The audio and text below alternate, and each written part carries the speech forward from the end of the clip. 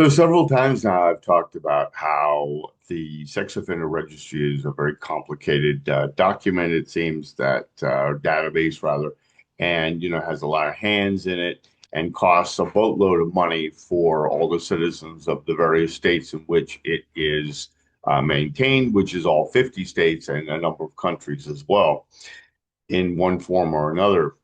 And of course, this takes real human beings monitoring a growing number of people out there, many of whom compliance officers will tell you do not really require much monitoring at all. These officers will tell you that really between 10 and 25% of the people on their list, and they usually have a list of about 250 each, are the ones that they really worry about, and the rest they're not too worried about. Now, maybe sometimes that causes them to do what's in this story published by the Florida Action Committee. And I will go to the Tennessee Bureau of Investigation's website to show you what's going on there.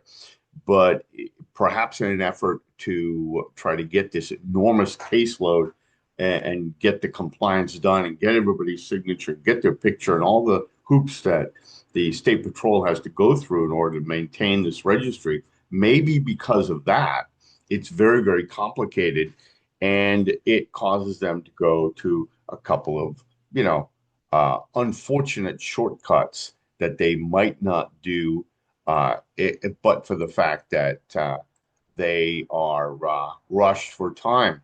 So I'm going to pull this up here, and you can see here in the FAC website, Florida Action Committee, Tennessee detective charged with forging signatures on sex offender registration forms. It's always good to go. I mean, FAC does a great job of pointing out some things here, but it's good to go to the source, which they always publish in there. Tennessee Bureau of Investigation, newsroom.com.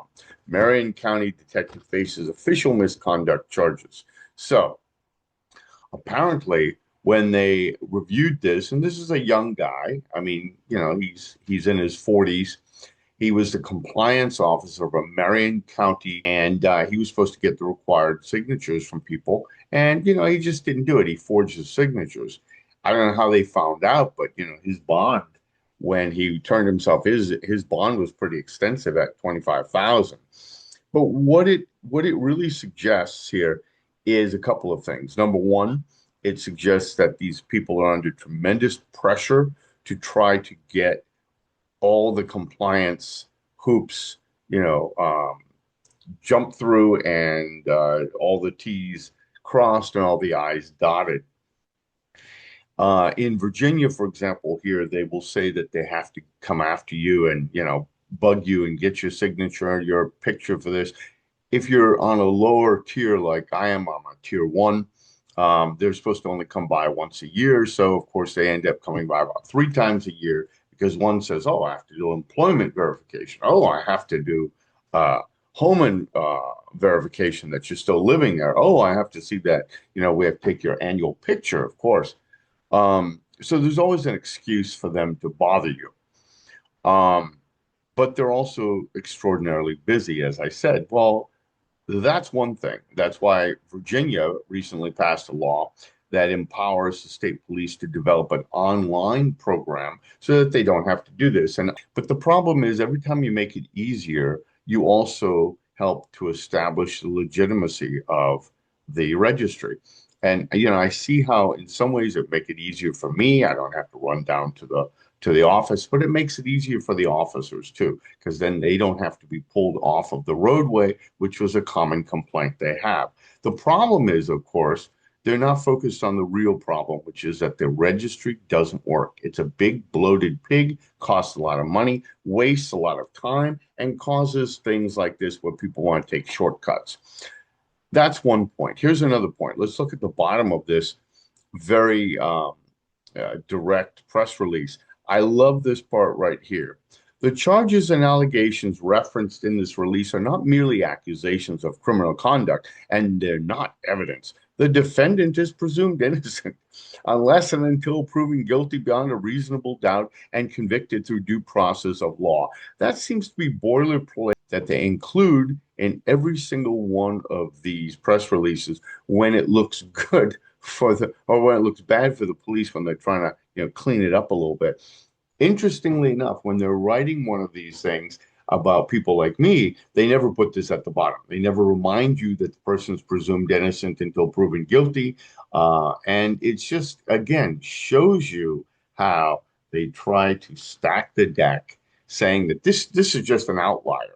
Well, if it's an outlier, I got it. Well, look at this one. Nearly 200 registered sex offenders in Rutherford County, that would be Tennessee, checked during compliance operation. Let's see if they put that at the bottom too. Hmm. No, it's not there. Sex offender registry compliance checks, such as this one, have been conducted periodically in the various counties by our noble police officers with the assistance of local, blah, blah, blah. Okay. But up here, this is what they found out. You'd be interested to know. 194 registered sex offenders were checked. 125 of those, let's see, law enforcement made contact with 125 of them. So they didn't reach, they had a goal of 194. They got to 125. All but 10 were in compliance.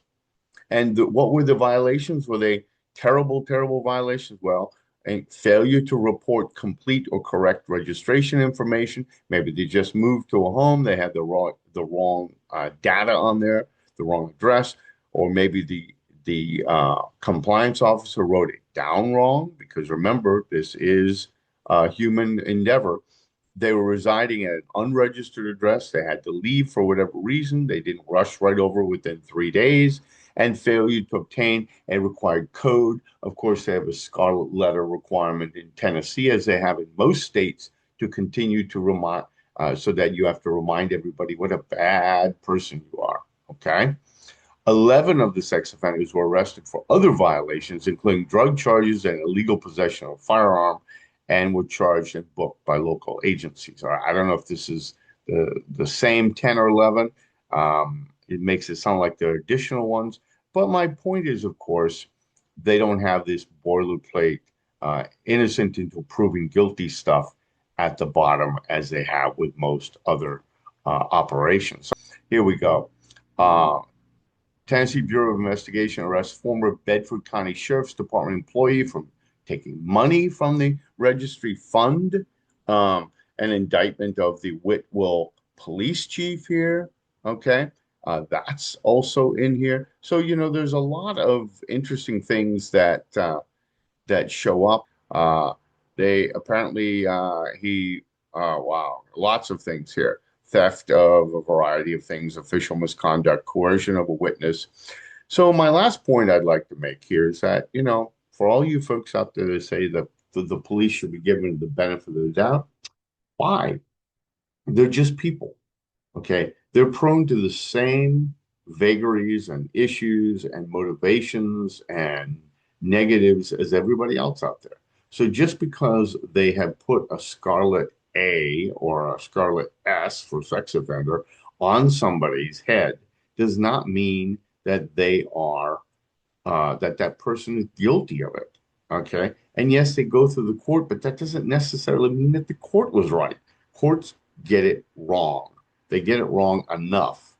And if you do some research on it and you really investigate this, and you even interview people who are retired law enforcement and retired court officers, where they don't have to impress anyone, they don't have to maintain their license anymore, what they will often tell you is the truth on that it's more common than you realize. This is Norman Michael Asian with ICAC Unpacked. Have a good day.